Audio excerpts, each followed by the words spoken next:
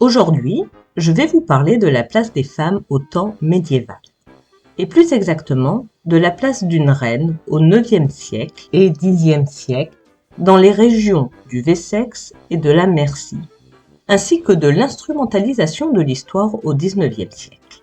L'Angleterre, avant d'être le Royaume-Uni, a été un conglomérat de royaumes indépendants. Et les us et coutumes, les mœurs, ou, en ce qui nous concerne, la place des femmes, n'était pas la même dans chacun de ces royaumes.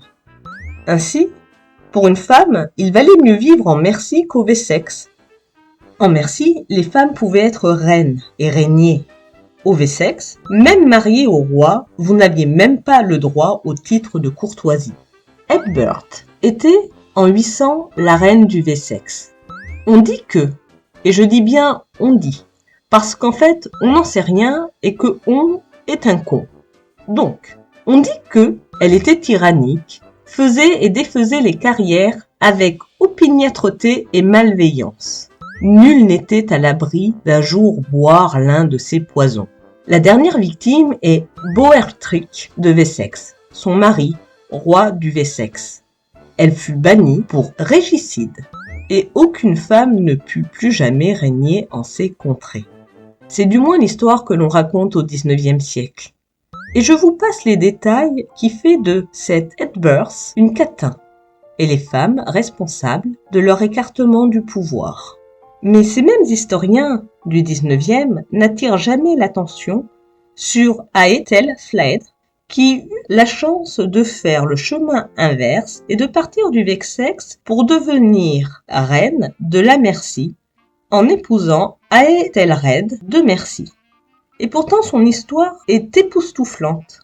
En 911, à la mort de son mari, elle devient reine à part entière. Elle donne des terres aux Vikings, près de Chester, tout en renforçant les défenses de la ville en cas de retournement d'alliance. Et les alliances se retournèrent. Elle prit plusieurs fois la tête de son armée, elle récupéra Derby en possession des Vikings, puis elle reprend Leicester et enfin nourrit le projet de reconquérir York. Pour cela, elle s'allie avec Édouard, son frère, roi du Wessex, mais aussi avec les Écossais, les Gallois et fait même une alliance avec les Irlandais. Sa politique vise à mettre en place ce que nous connaîtrons un jour sous le nom de Royaume-Uni. Mais ça, les historiens du XIXe siècle n'en parlent pas. Une femme de pouvoir, intelligente, stratège, fine. Que nenni! Même les Normands diront d'elle qu'elle mérite de porter le nom d'un homme. Finalement, peut-être que les Normands étaient plus évolués que les hommes du XIXe siècle.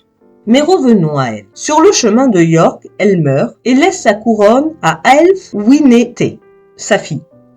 Mais, Robinson, depuis le XIXe siècle, tout a bien changé. Aujourd'hui, on reconnaît la place des femmes. Et franchement, des fois, je trouve qu'on réécrit l'histoire pour cela. Alors je suis d'accord avec toi, Trublion. Oui, on réécrit l'histoire. On saupoudre de féminisme. On ne réintègre pas les femmes, les vraies, celles qui ont existé.